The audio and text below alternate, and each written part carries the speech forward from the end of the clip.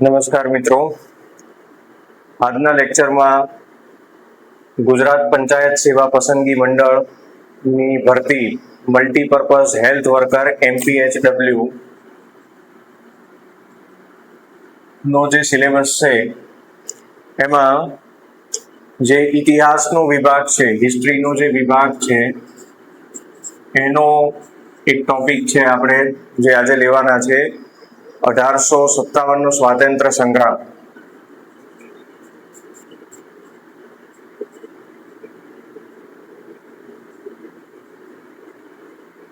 જે 1857 નો જે સ્વાતંત્ર્ય સંગ્રામ છે એને આપણે જોવા જઈએ તો કુલ 3 કે 4 ભાગોમાં સમજવો પડે। સૌથી પહેલું તો એનો ઉદ્ભવ અથવા તો પૂર્વ ભૂમિકા।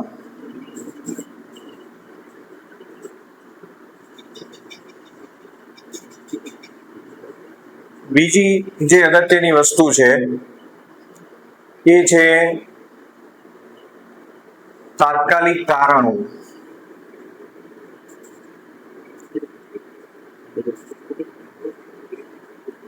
ત્રીજી જે વસ્તુ છે મુખ્ય ઘટનાઓ। ચોથું જે પાસું છે એના પરિણામો। અને સાથે યાદ રાખવાનું થાય આપણે મુખ્ય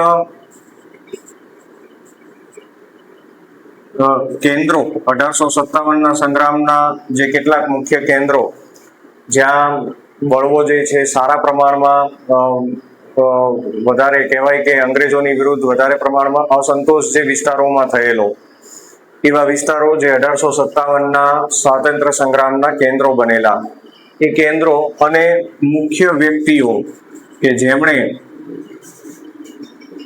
આ સંગ્રામમાં નોંધપાત્ર ભૂમિકાઓ ભજવી છે અથવા તો એમ કહી શકાય કે સારો એવો પ્રતિકાર કર્યો છે ઈસ્ટ ઇન્ડિયા કંપનીનો। તો 1857 નો સ્વાતંત્ર્ય સંગ્રામ કોઈ પણ દેશની રાજનીતિમાં થનારી કોઈ પણ ક્રાંતિ અથવા બળવો એ કોઈ એકાદ ઘટનાને કારણે રાતોરાત બનેલી કોઈ ઘટના કે બાબત નથી હોતી। કોઈ પણ ક્રાંતિ થવા પાછળ કે કોઈ પણ બળવો થવા પાછળ ઘણી બધી એની પૂર્વ ભૂમિકાઓ રહેતી હોય છે, ઘણા બધા કારણો રહેતા હોય છે, ઘણા બધા વ્યક્તિઓ એમાં અલગ અલગ રીતે ભાગ ભજવતા હોય છે। 1857 નો સ્વાતંત્ર્ય સંગ્રામ સમજવો હોય તો એની સૌથી પહેલા આપણે સમજવું પડે એની પૂર્વ ભૂમિકા। અને પૂર્વ ભૂમિકા સમજવા માટે 1857 થી 100 વર્ષ પહેલા 1757 જવું પડે। તો સૌથી પહેલા આપણે એક નજર કરીએ કે 1757 થી 1857 જે આ 100 વર્ષનો ગાળો છે, આ 100 વર્ષના સમયમાં ભારતની રાજનીતિમાં શું ઉથલ-પાથલ થઈ। તો આપ સૌને ખબર હશે કે ઈસવીસન 1600 ઈસ્ટ ઇન્ડિયા કંપનીની સ્થાપના થયેલી। હું અહીંયા ઈસ્ટ ઇન્ડિયા કંપનીને ટૂંકમાં લખીશ EIC, East India company. East India company જે છે એ કોઈ આમ જોવા જઈએ તો કોઈ મિલિટરી ઓર્ગેનાઇઝેશન કે કોઈ સૈન્ય સંસ્થા નહોતી। ખરેખર તો ઈસ્ટ ઇન્ડિયા કંપની વ્યાપારિક સંસ્થા હતી જેને કોઈ પોલિટિકલ બેકઅપ હતું, ઇંગ્લેન્ડના શાસનનું એને બેકઅપ હતું અથવા પીઠબળ હતું। અને 1600 ઈસ્ટ ઇન્ડિયા કંપનીના પગરણ ભારતમાં થયેલા। ભારતમાં ઈસ્ટ ઇન્ડિયા કંપનીના આગમન પછી લગભગ 100 વર્ષ સુધી જે ઈસ્ટ ઇન્ડિયા કંપની છે ભારતમાં સંઘર્ષરત રહી છે, સ્ટ્રગલ કર્યું છે એણે પોતાનો પગ જમાવવા માટે। અને જે ઈસ્ટ ઇન્ડિયા કંપનીનું જે પગરણ છે કે અહીંયા જે એનું ઉપનિવેશી રાજ છે એનો પાયો નખાયો 1757। આપ સૌ જાણતા હશો 1757 એક બહુ મહત્વનું યુદ્ધ થયું, પ્લાસીનું યુદ્ધ। તો જે 1857 નો સ્વાતંત્ર્ય સંગ્રામ જે થયો એની પહેલા 1757 પ્લાસીની લડાઈથી લઈને છેક 1857 સુધીમાં જે ઘટનાઓ બની એને આપણે પૂર્વ ભૂમિકા તરીકે સમજતા જવાનું થાય। તો સૌથી પહેલી વાત કરીએ 1757 પ્લાસીના યુદ્ધની। પ્લાસીના યુદ્ધમાં શું થયું હતું એ આપણે સમજી લઈએ। આપ સૌને ખ્યાલ હશે કે જે તે સમયની ભારતની જે પરિસ્થિતિ છે એને પહેલા અહીંયા સમજવી જરૂરી છે.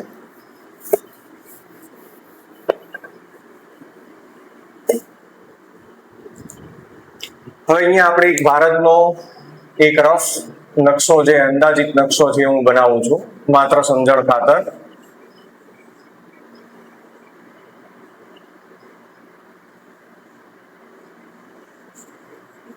નકશામાં ભારત કંઈક આવું છે. નકશો મેં અહીંયા બહુ રફ દોર્યો છે.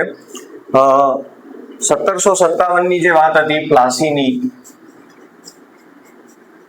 હવે પ્લાસીની જે લડાઈ છે એ ઈસ્ટ ઇન્ડિયા કંપની અને બંગાળ શાસન, બંગાળનો જે નવાબ છે, સૌને ખ્યાલ હશે એ સમય બંગાળનો નવાબ સિરાજ ઉદ દૌલા,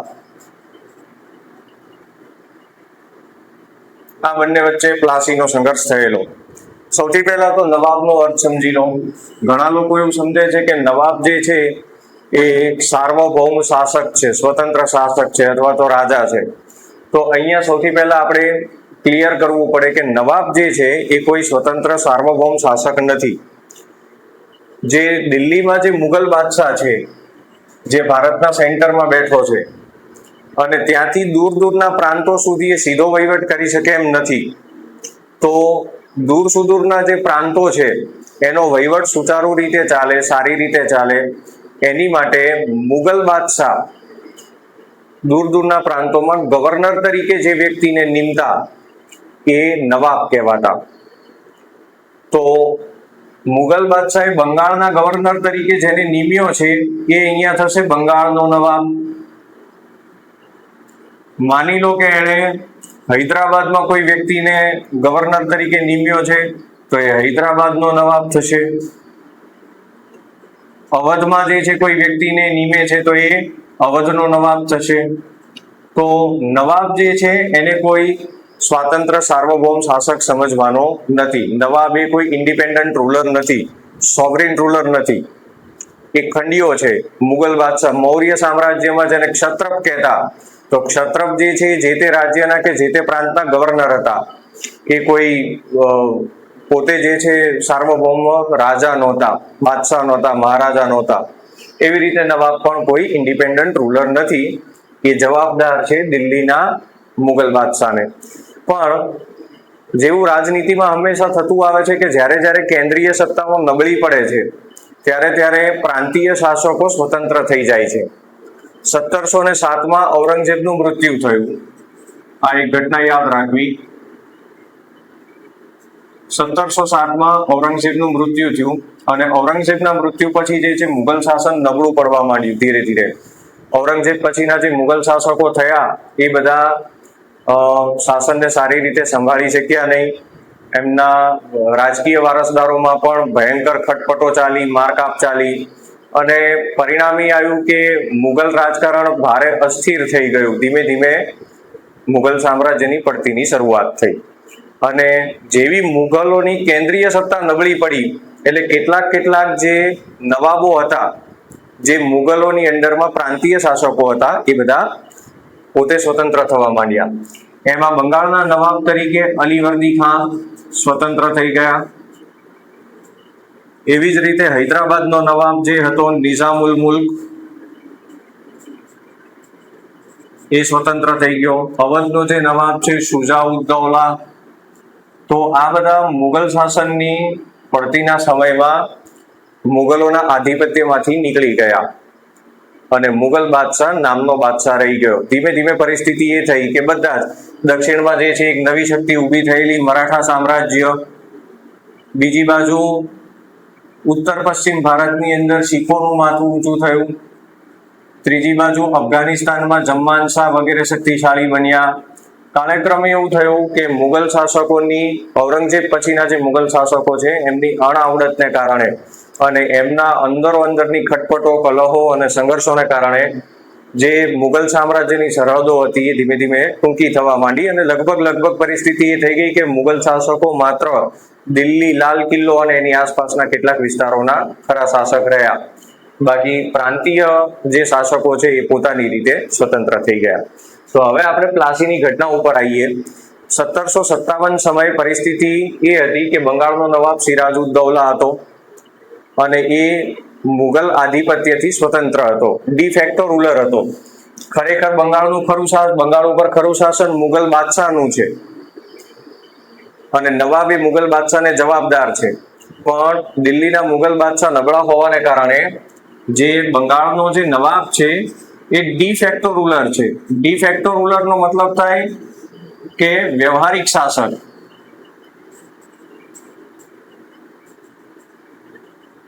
અંગ્રેજીમાં એક ટર્મ વપરાય છે, એક શબ્દ વપરાય છે ડિફેક્ટો રૂલર. ડિફેક્ટો રૂલરનો અર્થ થાય વ્યવહારિક શાસક. તો વ્યવહારિક શાસક નવાબ છે. ફોર્મલી જો જોવા જઈએ ઔપચારિક રીતે તો એ મુગલ બાદશાહનો ગવર્નર છે. એટલે આ જે પરિસ્થિતિ કે આ જે દ્વિધાજનક જે બાબત છે એનો લાભ ઈસ્ટ ઇન્ડિયા કંપનીએ લીધો. ઈસ્ટ ઇન્ડિયા કંપનીએ શું કર્યું કે બંગાળમાં કરમુક્ત વેપારની પરવાનગી લીધી. બંગાળમાં ટેક્સ ફ્રી ટ્રેડિંગની જે મંજૂરી છે એણે મુગલ બાદશાહ પાસેથી લીધી, પણ આ મંજૂરીને નવાબ માનવા તૈયાર નહોતો. તો સૌથી પહેલું જે ક્લેશ થવાનું જે કારણ છે બંને વચ્ચે એ છે ટેક્સ ફ્રી ટ્રેડ, કરમુક્ત વેપાર. કરમુક્ત વેપારની પરમિશન કોણે આપી? દિલ્હીના શાસકે મુગલ બાદશાહે, કે ભાઈ બંગાળમાં જાઓ અને તમારે ટેક્સ ભરવાની જરૂર નથી, ટ્રેડ કરો, વેપાર કરો. પણ બંગાળનો જે નવાબ છે, નવાબ આ ટેક્સ ફ્રી ટ્રેડને જે છે એક્સેપ્ટ કરવા તૈયાર નથી. કારણ કે બંગાળમાં જો કરમુક્ત વેપાર થાય તો એનું સીધું નુકસાન બંગાળના નવાબને જાય. કારણ કે ટેક્સનું જે રેવન્યુ આવતું હતું એ બંગાળની ટ્રેઝરીમાં આવતું હતું, બંગાળના ખજાનામાં આવતું હતું. બીજું એ કે જે બંગાળના જે લોકલ જે દેશી વેપારી છે, અહીંના જે વતની છે, એ લોકો જે વેપારી છે એમને વધારે ફટકો પડે વેપારની હરીફાઈમાં. એ પણ કારણ હતું. બીજું કારણ એ હતું કે ટ્રેડિંગને જે છે બિઝનેસને ટેક્સ ફ્રી કરવાથી બંગાળના રેવન્યુમાં પણ ઘટાડો થતો હતો. એટલે બંગાળનો નવાબ આ પ્રકારની વાતને સ્વીકારવા તૈયાર નહોતો. એ મુગલ બાદશાહના ફરમાનને માનવા તૈયાર નહોતો. એની દલીલ એવી હતી કે ભાઈ બંગાળના વાસ્તવિક શાસકો અમે છીએ અને અહીંયા જો અમે પરમિટ ન કરીએ કરમુક્ત વેપાર માટે તો તમે એ કરી શકો નહીં. આ ક્રમમાં બીજી ઘટના એ બની કે ઈસ્ટ ઇન્ડિયા કંપનીએ કલકત્તામાં કોઠી સ્થાપી દીધી.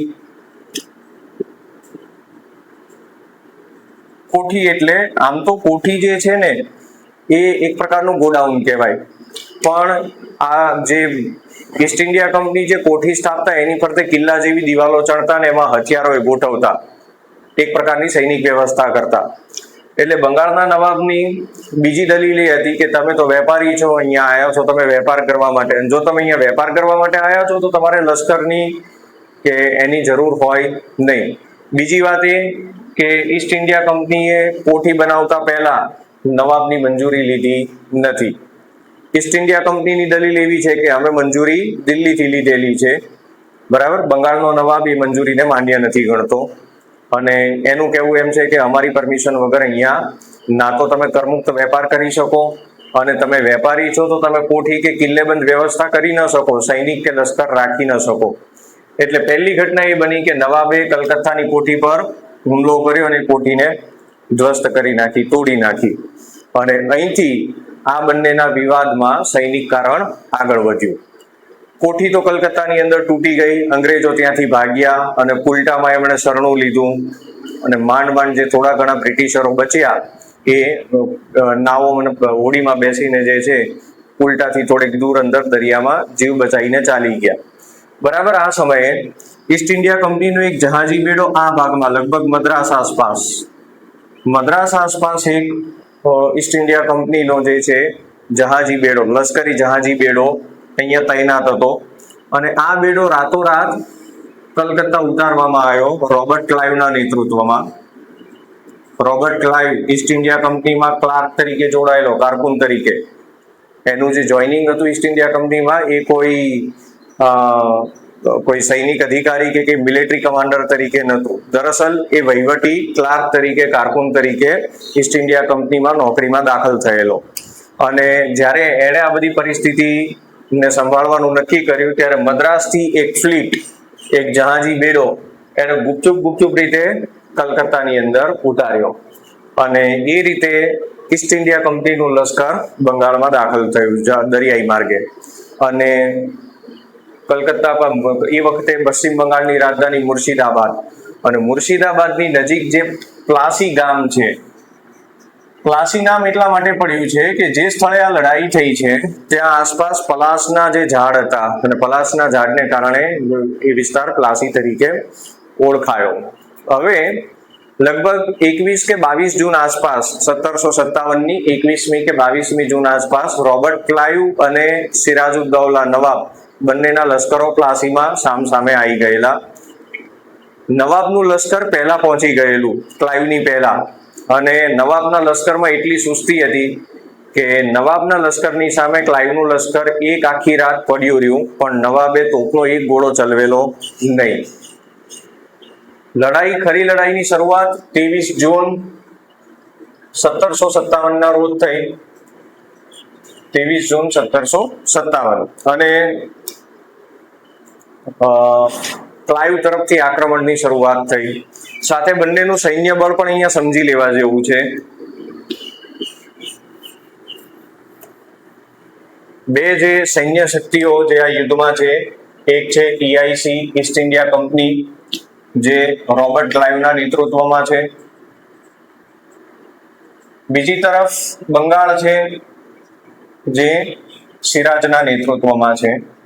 ઇતિહાસકારોના મતે જે બંનેની લશ્કરી શક્તિ છે એના આંકડા જુદા જુદા મળે, પણ અંદાજિત રોબર્ટ ક્લાઇવનું લશ્કર 2000 થી 4000 હોવાનું કહેવાય છે. એની સામે બંગાળની જે આર્મ ફોર્સ હતી એ 40,000 પ્લસની હતી.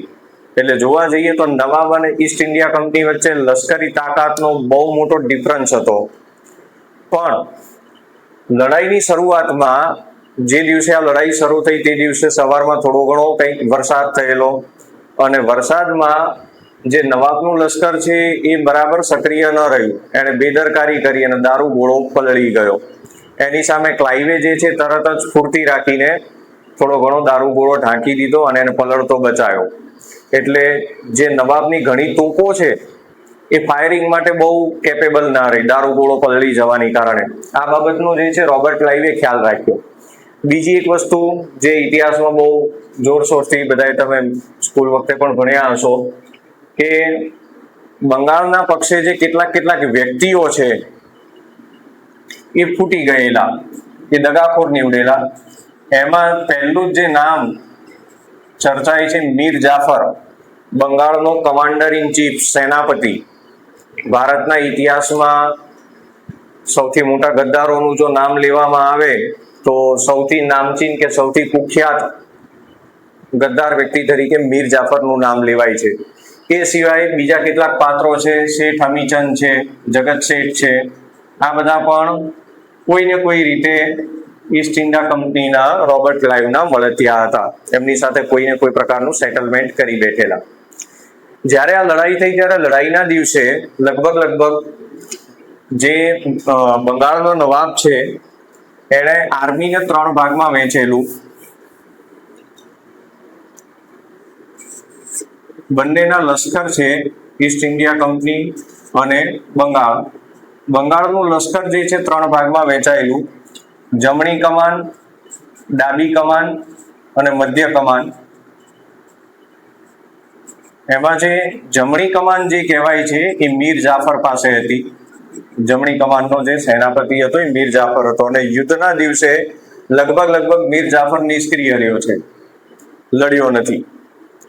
એટલે એમ કહેવાય કે આ લડાઈમાં જે નવાબની સેના છે એનો જમણો હાથ પહેલેથી કપાયેલો હતો.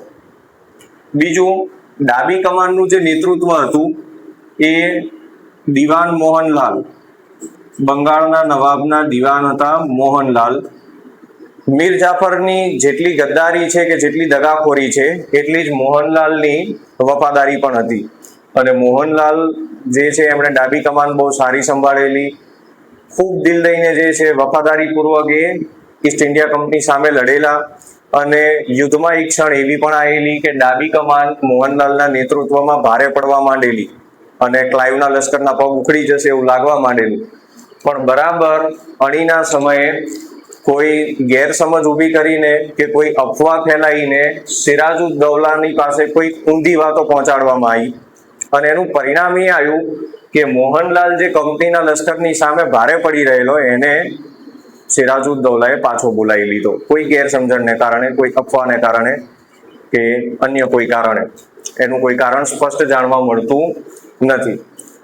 તો વસ્તુતઃ પરિણામ એ આવ્યું કે આગળ જતા જે છે નવાબના લશ્કરમાં એવી અફવા ફેલાવવામાં આવી કે આપણે હારી ગયા છે, હવે જીતી શકીએ એમ નથી. અને બંગાળનું જે લશ્કર છે, નવાબનું જે લશ્કર છે એ ભાગી જવા ઉપર ઉતરી ગયું, સૈનિકો ભાગવા માંડ્યા. સિરાજુદ્દૌલાએ સૈનિકોને રોકવાનો, યુદ્ધ માટે પાનો ચડાવવાનો ઘણો પ્રયત્ન કર્યો, પણ એમાં કઈ બહુ ખાસ સફળતા મળી નહીં. આખરે એવું થયું કે નવાબ પોતે જે છે હાથી પરથી ઉતરીને સૈનિકોની સાથે સાથે એ પણ ભાગવા માંડ્યો અને આખી રાત એ સૈનિકોની લાઈનમાં નવાબ પોતે વિસ્પલટો કરીને ચાલ્યો અને માંડ જાન બચાવીને મુર્શિદાબાદ પહોંચ્યો. પરિણામ એ આવ્યું કે જે લશ્કર જીતવું જોઈતું હતું, નવાબની લશ્કરી તાકાત વધારે હતી, એની સામે ક્લાઇવની લશ્કરી તાકાત ઘણી ઓછી હતી, પણ યુદ્ધમાં જે કેટલીક ગંભીરતાઓ નહીં રાખવાને કારણે, બેદરકારીઓને કારણે, કૂટનૈતિક અભાવોને કારણે અને અફવાઓને ગેરસમજણોને કારણે જે નવાબનો પક્ષ જીતવો જોઈતો હતો એ ખરાબ રીતે હારી ચૂક્યો. બીજા દિવસે મુર્શિદાબાદમાં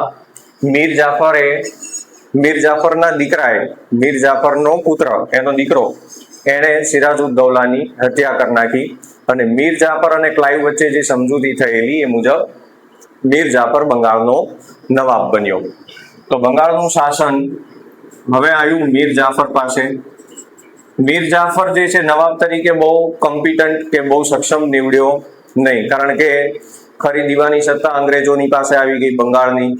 એટલે પરિસ્થિતિ એ થવા માંડી કે બધો જે માલ મલાઈ છે, ટેક્સ છે, એ બધો અંગ્રેજો લઈ જતા અને જે શાસક તરીકેની જવાબદારી છે એ મીર જાફરે નિભાવવી પડતી. આ પરિસ્થિતિમાં મીર જાફર અકળાવા માંડ્યો અને બહુ સારું શાસન ચલાવી શક્યો નહીં. અંતે બીજો રસ્તો એ કરવામાં આવ્યો કે અંગ્રેજોએ મીર જાફરને રિપ્લેસ કરીને એનો જમાઈ, મીર જાફરનો જમાઈ છે મીર કાસિમ, એને નવાબ બનાવ્યો. આ મીર કાસિમે અંગ્રેજોની પકડમાંથી છૂટવા માટે પહેલું તો પગલું એ ભર્યું કે એને રાજધાની ફેરવી. બંગાળની રાજધાની એ સમયમાં જે મુર્શિદાબાદ હતી ત્યાંથી એને રાજધાની કલકત્તા કે બીજે ક્યાંય ટ્રાન્સફર કરવાનો એને પ્રયત્ન કર્યો અંગ્રેજોની ચંગુલમાંથી છૂટવા માટે.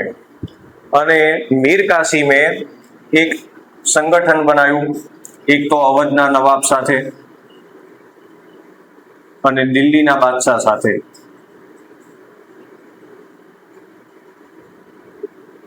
તો બંગાળનો નવાબ મીર કાસિમ, અવધનો નવાબ એ વખતે હતો શુજાઉદ્દૌલા અને દિલ્હીનો બાદશાહ, મુગલ બાદશાહ, આ ત્રણે લશ્કરી સંગઠન કરીને ઈસ્ટ ઇન્ડિયા કંપની સામે લડવાનું નક્કી કર્યું, જેને પરિણામે 1764માં બક્સરનું યુદ્ધ થયું.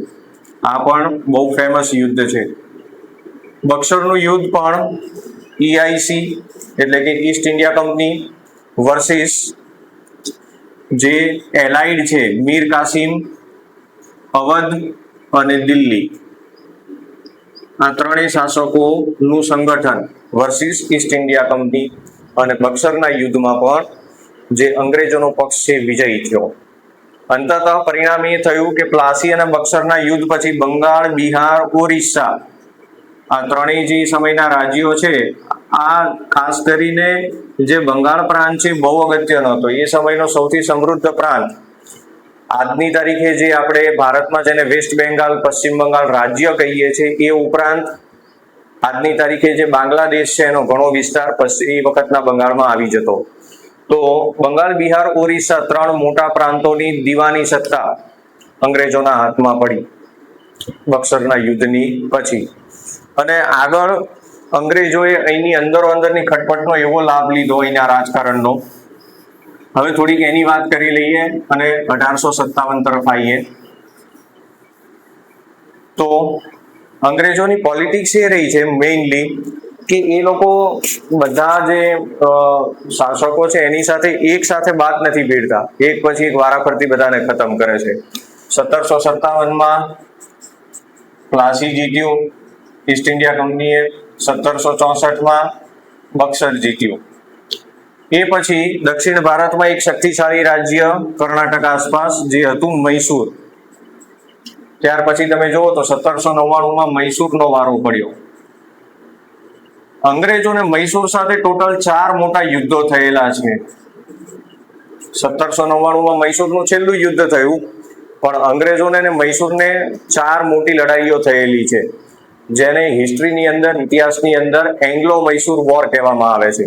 એમાં પહેલા 2 યુદ્ધો છે એ હૈદર અલી સાથે થયેલા, મૈસૂરના સુલતાન હૈદર અલી સાથે, અને પછીના જે 2 યુદ્ધો છે એ ટીપુ સુલતાન સાથે થયેલા.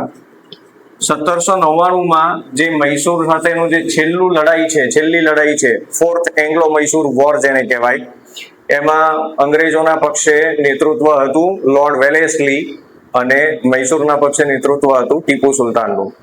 4 લડાઈઓમાંથી પહેલા જે 2 યુદ્ધો હૈદર અલીની લીડરશિપમાં થયેલા, એ 2 યુદ્ધોમાં મૈસૂરનો પક્ષ ભારે હતો, એનું પલડું ભારે હતું. ટીપુ સાથે જે ત્રીજી લડાઈ થયેલી એમાં પૂરેપૂરો જે છે અંગ્રેજોનો વિજય થયેલો, અને ચોથી લડાઈ જે 1799માં થઈ એમાં અંગ્રેજોએ સ્પષ્ટ રીતે યુદ્ધ જીતી લીધું અને ટીપુ સુલતાન એ યુદ્ધમાં શહીદ થયો.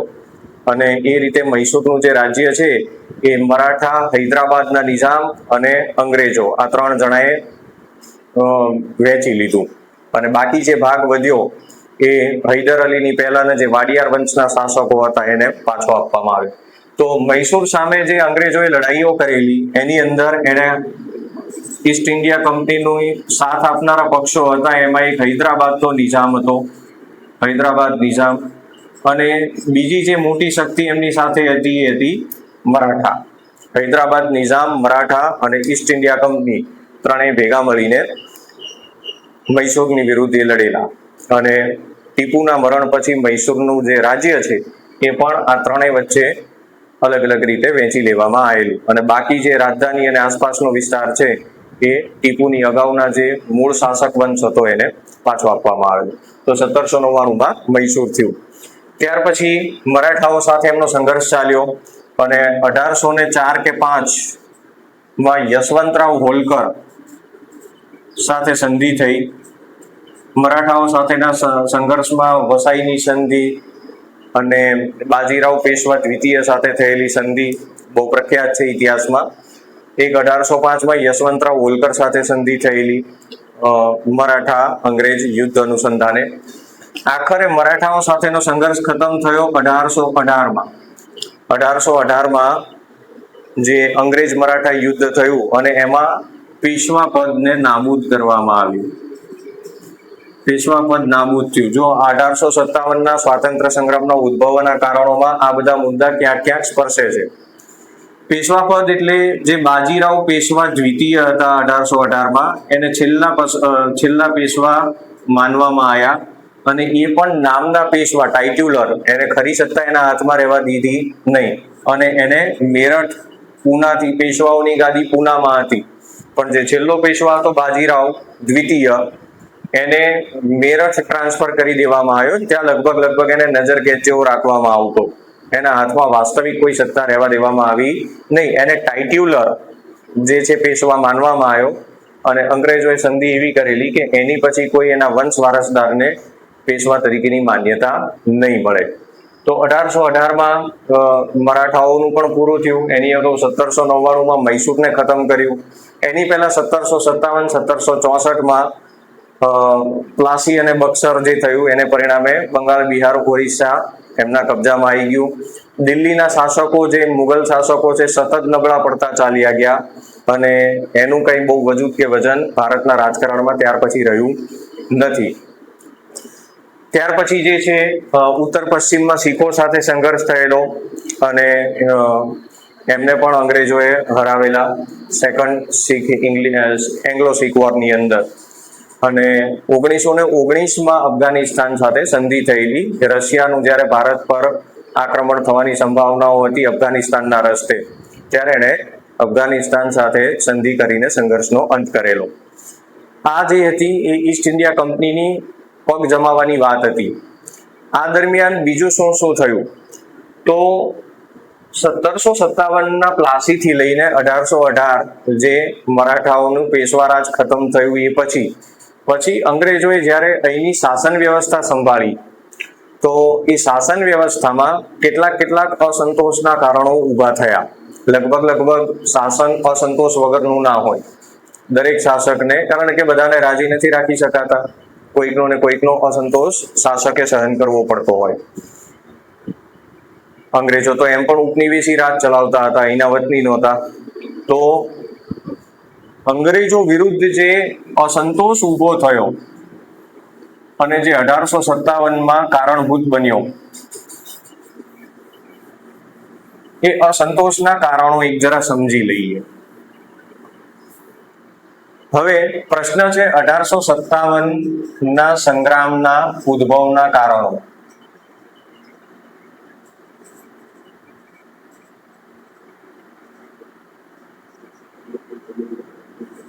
કોઈ એક કારણ નથી, ઘણા કારણો છે. સૌથી પહેલું કારણ કે અંગ્રેજોએ જ્યારે અહીંની શાસન વ્યવસ્થા સંભાળી તો અહીંની કેટલીક ધાર્મિક અને સામાજિક બાબતોમાં એમની દખલગીરી થઈ અને એને કારણે અહીંના જે ધાર્મિક કે સામાજિક રીતે જે રૂઢિચુસ્ત વર્ગ હતો એ એનાથી નારાજ થયો, એ એનાથી અસંતુષ્ટ થયો. એટલે 1857 સંગ્રામના ઉદ્ભવના જે પહેલું કારણ ગણીશું એ થશે ધાર્મિક સામાજિક કારણ. ધાર્મિક સામાજિક કારણ કઈ રીતે આમાં ભાગ ભજવી ગયું? તો તમને સૌને ખ્યાલ હશે કે ભારતમાં એક પ્રચલિત પ્રથા હતી સતી પ્રથા, અને રાજા રામમોહન રાયના પ્રયત્નોથી વિલિયમ બેન્ટિંકે સતી પ્રથાને ગેરકાયદેસર ઠરાવેલી કાયદાકીય રીતે. સતી પ્રથા નાબૂદ કરવી એ સારી વસ્તુ હતી, જે તે સમયની આ સામાજિક કલંક હતું, પણ છતાંય જે સતી પ્રથા વિરુદ્ધનો કાયદો લાવવામાં આવ્યો જે તે સમયે વિલિયમ બેન્ટિંક દ્વારા, તો એનાથી થોડીક રૂઢિચુસ્ત વર્ગોને એ બાબત નહીં ગમેલી. એવી જ રીતે મુસ્લિમ સમુદાયોની અંદર પડદા પ્રથા હતી, બાળકીને દૂધ પીતી કરવી,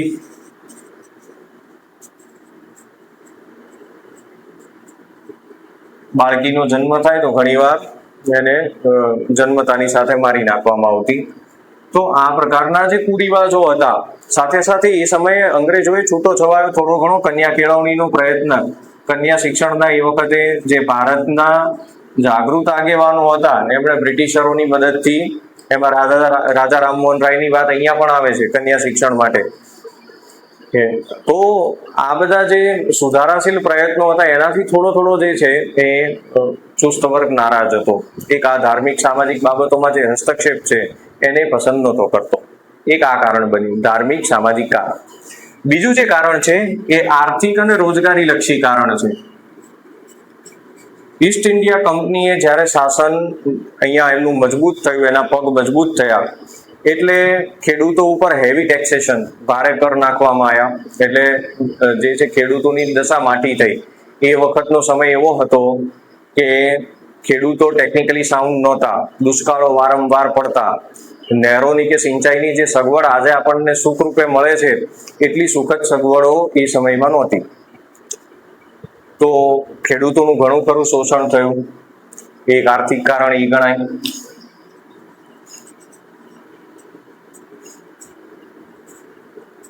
અને બીજી વાત એ કે એ સમયનો જે ભારતીય સમાજ છે એ મુખ્ય બે વ્યવસાયોમાં રોકાયેલો હતો. એક તો હતું ખેતી કામ, જેમાં મોટો સમુદાય, મોટા ભાગના જે લોકો છે, સામાન્ય લોકો, એ ખેતી વગેરેમાં રોકાયેલા રહેતા. બીજું જે છે હસ્તકલા ઉદ્યોગ. તો અંગ્રેજી શાસનના પ્રભાવ હેઠળ ખેડૂતોને તો ફટકો પડ્યો જ પડ્યો, હસ્તકલા કારીગરોને પણ ફટકો પડ્યો. તો અસંતોષનું બીજું કારણ આર્થિક રહ્યું. ત્રીજું જે કારણ છે એ છે રાજકીય કારણ.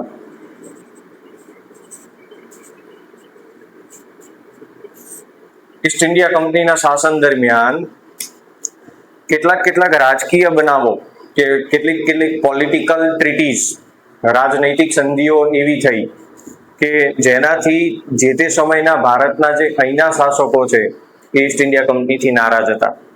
દાખલા તરીકે હમણાં જે વાત થઈ, 1818 મરાઠાઓ સાથેનો સંઘર્ષ પૂરો થયો પછી પેશવા પદ નાબૂદ કરવામાં આવ્યું. છેલ્લા જે પેશવા હતા બાજીરાવ પેશવા, એનું દત્તક સંતાન નાના સાહેબ જેને કહે છે એ પેશવા પદનો દાવો કરતા હતા. અંગ્રેજો એ દાવાને સ્વીકારવા તૈયાર નહોતા. તો આ રાજકીય કારણ થયું.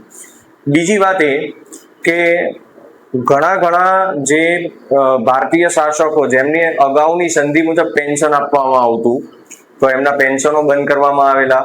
તો પેન્શનો બંધ થવા એ પણ રાજકીય કારણ થયું. અને જો તમને ખ્યાલ હોય તો લોર્ડ ડેલહાઉસીના સમયમાં ભારતનો ગવર્નર જનરલ લોર્ડ ડેલહાઉસી, જે 1857 પહેલા 1854-55 આસપાસ હતો, એણે એક ડોક્ટ્રાઇન ઓફ લેપ્સ નામનો કાયદો એ લાવેલો.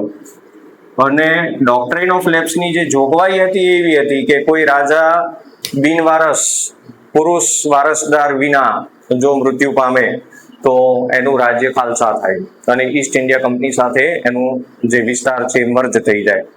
ખાલી બિનવારસી મૃત્યુ પામે એટલું જ નહીં, પણ જો અંગ્રેજોને એવું જણાય કે રાજા કે નવાબ વહીવટ સારી રીતે નથી કરી રહ્યા અને પ્રજાને અસંતોષ છે, તો પ્રજાના અસંતોષનો હવાલો આપીને પણ એ રાજ્યને ડોક્ટ્રાઇન ઓફ લેપ્સ અંતર્ગત ઈસ્ટ ઇન્ડિયા કંપનીના શાસનમાં ભેળવી દેવાતું. એક પ્રકારની આ કાયદાની આડમાં દાદાગીરી જે કહી શકાય. તો એને કારણે ભારતીય શાસકોને સતત ભય ઉભો રહેતો બ્રિટિશરોનો કે ભાઈ આ ક્યારે હડપી જશે નક્કી નહીં. તો એ રાજકીય કારણ પણ હતું. અને ચોથું જે કારણ હતું એ હતું સૈનિક કારણ. મેં હમણાં કહ્યું એમ કે ઈસ્ટ ઇન્ડિયા કંપની ભારતમાં એક વ્યાપારી સંગઠન તરીકે, ટ્રેડ ઓર્ગેનાઇઝેશન તરીકે આવેલી. એ કોઈ મિલિટરી ઓર્ગેનાઇઝેશન નહોતું. ઓફકોર્સ એના જે સંગઠન છે એને ઇંગ્લેન્ડના શાસનનું પીઠબળ હતું, બેકઅપ હતું. પણ સૈનિક કારણને જો સમજવું હોય, ચોથું જે કારણ છે સૈનિક કારણ, તો ઈસ્ટ ઇન્ડિયા કંપની જે લશ્કર નિભાવતી ભારતમાં, ઈસ્ટ ઇન્ડિયા કંપનીનું જે લશ્કર હતું ભારતમાં, એ તો મોટા ભાગના જે એમાં લશ્કરમાં ભરતી થનારા સિપાહીઓ હતા એ ભારતીય જ હતા. તો ઈસ્ટ ઇન્ડિયા કંપનીના લશ્કરમાં બંને પ્રકારના સૈનિકો, ભારતીય સૈનિકો અને બ્રિટિશ સૈનિકો બંને રહેતા. એમાં ભારતીય સૈનિકોનું પ્રમાણ વધારે હતું. પણ જ્યારે ભારતીય સૈનિક, કોઈ ભારતીય વ્યક્તિ ઈસ્ટ ઇન્ડિયા કંપનીની સેનામાં દાખલ થાય તો એને વધુમાં વધુ સુબેદારની રેન્ક સુધી બઢતી મળતી, પ્રમોશન મળતું, જો એની નોકરી સતત ચાલુ રહેતો. જ્યારે જે બ્રિટિશ સિપાહી છે કે બ્રિટિશ વ્યક્તિ જે સેનામાં દાખલ થયો છે એ આર્મીની અંદર ઊંચામાં ઊંચી જે રેન્ક કહેવાય ત્યાં સુધી એ જઈ શકતો, એને પ્રમોશનના ચાન્સીસ પૂરા રહેતા. તો યોગ્યતાના માપદંડોમાં પણ એક ભેદભાવ હતો કે ઇન્ડિયન નેટિવ છે, ભારતીય મૂળની વ્યક્તિ છે અને સુબેદારથી ઉપરની રેન્ક નહીં આપવાની, જ્યારે બ્રિટિશ વ્યક્તિને બધી છૂટ. બીજી વાત કે એક જ હોદ્દા પર, એક જ રેન્ક પર કામ કરનારા બે વ્યક્તિ, એક ભારતીય અને એક અંગ્રેજ, તો બંનેના પગારમાં પણ તફાવત રહેતો. અંગ્રેજ વ્યક્તિને સેલરી પગાર વધારે મળતો કમ્પેરેટિવલી ભારતીય વ્યક્તિ જે એ જ હોદ્દા પર કામ કરે છે, એ જ પદ પર કામ કરે છે અને સરખી લાયકાત ધરાવનારો વ્યક્તિ છે, છતાં પણ એની સેલરી ઓછી રહેતી. બીજું એક જે સૈનિક કારણમાં જે તાત્કાલિક બનાવ બનેલો 1857ની પહેલા એનફિલ્ડ રાઇફલ, એ વખતે ઈસ્ટ ઇન્ડિયા કંપનીની સેનામાં નવી એક રાઇફલ દાખલ થયેલી, એનફિલ્ડ રાઇફલ, અને એની કારતૂસને દાંતથી ચાવીને તોડવી પડતી. અને એક એવી અફવા ગણો કે જે ગણો એ કે ભાઈ એ કારતૂસની ઉપર જે છે એ ગાય કે ડુક્કરની ચરબી લગાવેલી હોય, તો સેનામાં જે હિન્દુ સિપાહીઓ છે, હિન્દુ માટે જે છે ગાય પવિત્ર પ્રાણી છે, તો એની ચરબીનો સ્પર્શ એ ન કરી શકે મોઢાથી. એવી જ રીતે મુસ્લિમ સૈનિકો માટે ડુક્કરને જે છે સ્પર્શ વર્જ્ય ગણાય. તો આને કારણે હિન્દુ અને મુસ્લિમ બંને વર્ગના સિપાહીઓને અસંતોષ રહેતો, એમને જે છે આ કારતૂસ તોડવી ગમતી નહીં. તો એ તાત્કાલિક બળવામાં જે તાત્કાલિક અસંતોષ જે છેલ્લી ઘડીએ ઊભો થયેલો, એમાંનું એ કારણ એ પણ હતું. અને એ અસંતોષમાં સૌથી પહેલા શહીદ થયેલા મંગલ પાંડે આ સિલસિલામાં કે આ બાબતને લીધે એક અંગ્રેજ મેજર કે અધિકારીની હત્યા કરી નાખી હતી અને સૌથી પહેલા એ શહીદ થયેલા. તો મુખ્ય ચાર જે કારણો છે એ 1857ના સંગ્રામના ઉદ્ભવના મુખ્ય કારણો ગણી શકાય. પહેલું કારણ ધાર્મિક સામાજિક કારણ. અંગ્રેજોએ જ્યાં શાસન વ્યવસ્થા સંભાળી ત્યાં કેટલીક ધાર્મિક સામાજિક બાબતોમાં એની દખલગીરી રહી કાયદાકીય રીતે. સતી પ્રથા નાબૂદી, પડદા પ્રથા, બાળ લગ્ન પ્રતિબંધ કે વિધવા પુનર્વિવાહ, આ બધા જે તે સમયના સામાજિક મુદ્દા હતા એની ઉપર અંગ્રેજોએ કાયદા ઘડતર કરેલું, અને આ કાયદા ઘડતર રૂઢિચુસ્ત સમાજને સંતુષ્ટ કરતું. એક આ કારણ. બીજું કારણ આર્થિક કારણ, એમાં ખેડૂતોનું શોષણ અને હસ્તકલા ઉદ્યોગ જે છે, હસ્તકલા કારીગરોનું રોજગારી છીનવાઈ જવી અથવા પાયમાલ થઈ જવું. ત્રીજું જે રાજકીય કારણ હતું, એની અંદર ઘણા બધા લોર્ડ ડેલહાઉસીના સમયમાં ડોક્ટ્રિન ઓફ લેપ્સ લાવવામાં આવ્યો, અને ડોક્ટ્રિન ઓફ લેપ્સમાં ઘણા બધા કારણો હતા. બિનવારસી પુરુષ વારસદારના અભાવમાં રાજા મૃત્યુ પામે તો પણ ખાલસા કરવાનું, ગેરવહીવટનું બાનું મળે તો પણ ખાલસા કરવાનું. તો આ પ્રકારના યેનકેન કારણો બતાવીને જે છે રાજ્યને ઝડપી લેવાની વાત થતી, તો એ રાજકીય સંતોષનું કારણ બનતું. ચોથું જે છે એ સૈનિક કારણ. સૈનિક કારણમાં બે વસ્તુ છે કે ઇન્ડિયન સોલ્જર્સ અને બ્રિટિશ સોલ્જર્સ બંને સેનામાં સાથે કામ કરતા હોય છતાંય ભારતીય સૈનિકને સુબેદારની રેન્કથી ઉપરનું પ્રમોશન ન થઈ શકે, વધુમાં વધુ સુબેદારનો હોદ્દો રાખી શકે. એની સામે બ્રિટિશ સોલ્જર કોઈ પણ હોદ્દા સુધી ઉપર જઈ શકે. બંનેના પગારમાં પણ ભારે તફાવત રહેતો. રાજકીય કારણમાં એક કારણ મને કહેતા રહી ગયું કે ડોક્ટ્રિન ઓફ લેપ્સ તો ખરું જ, સાથે સાથે કેટલાક શાસકોના પેન્શન, પદવીઓ, નજરાણાઓ ઈસ્ટ ઇન્ડિયા કંપનીએ પાછળથી બંધ કરી દીધેલા, એ પણ રાજકીય અસંતોષનું કારણ બનેલા. તો મુખ્યત્વે આવા જે કારણો છે એ 1857ના સ્વાતંત્ર્ય સંગ્રામના નિમિત્ત બનેલા. જે 1857નો સ્વાતંત્ર્ય સંગ્રામ છે એને અંગ્રેજ ઇતિહાસકારો બળવો કહે છે. આ ઘટનાને બે રીતે જોવાય છે ઇતિહાસમાં. મ્યુટિની, એક શબ્દ છે મ્યુટિની. મ્યુટિનીનો અર્થ થાય છે બળવો, અને બીજો એક શબ્દ છે રિવોલ્યુશન. રિવોલ્યુશનનો અર્થ થાય ક્રાંતિ. ક્રાંતિ અને બળવો આમ જોઈએ તો સમાનાર્થી શબ્દો નથી. બળવો જે છે પોતાના હિત માટે થનારી એક વસ્તુ છે, જેનો કોઈ પર્ટિક્યુલર મોટિવ હોય. ક્રાંતિ જે છે એ રાષ્ટ્રહિતમાં શાસનને ફગાવી દેવાની વાત આવે કે એમાં બદલાવ કરવાની વાત આવે તો એ ક્રાંતિ છે. અંગ્રેજ ઇતિહાસકારો આ ઘટનાને મ્યુટિની ગણાવે છે, બળવો ગણાવે છે. ભારતીય ઇતિહાસકારોના સંદર્ભમાં આ માત્ર સૈનિક બળવો નથી, પણ રિવોલ્યુશન છે, ક્રાંતિ છે. આપણા જે સ્વાતંત્ર્ય સેનાની વીર સાવરકર, વિનાયક દામોદર સાવરકર, એ 1857નો જે સંઘર્ષ છે એને ભારતનો પ્રથમ સ્વાતંત્ર્ય સંગ્રામ ગણે છે. બીજા પણ ઘણા જે ભારતીય ઇતિહાસકારો છે એ આને સ્વાતંત્ર્ય સંગ્રામ અથવા તો રિવોલ્યુશન ગણે છે, અંગ્રેજ ઇતિહાસકારો આને. તો કુલ મળીને 1757થી 1857નો જે 100 વર્ષનો ગાળો છે એમાં અંગ્રેજો 1757માં પ્લાસીથી પગ જમાવતા ગયા. 1857 આવતા સુધીમાં લગભગ બંગાળ, બિહાર, ઓરિસ્સા, મૈસૂર, મરાઠા ટેરિટરી, આ બધું જ લગભગ ભારતનો મોટાભાગનો વિસ્તાર એના આધિપત્ય હેઠળ આવી ગયો. અને ત્યાર પછી જે શાસન વ્યવસ્થા સંભાળેલી એમાં જે અસંતોષ આ પ્રકારના ઊભા થયા એ 1857ના બળવાનું કારણ બનેલા. તો આવતા લેક્ચરમાં 1857ના સ્વાતંત્ર્ય સંગ્રામમાં જે બનનારી મુખ્ય ઘટનાઓ છે એની આપણે વાત કરીશું. નમસ્કાર, આભાર.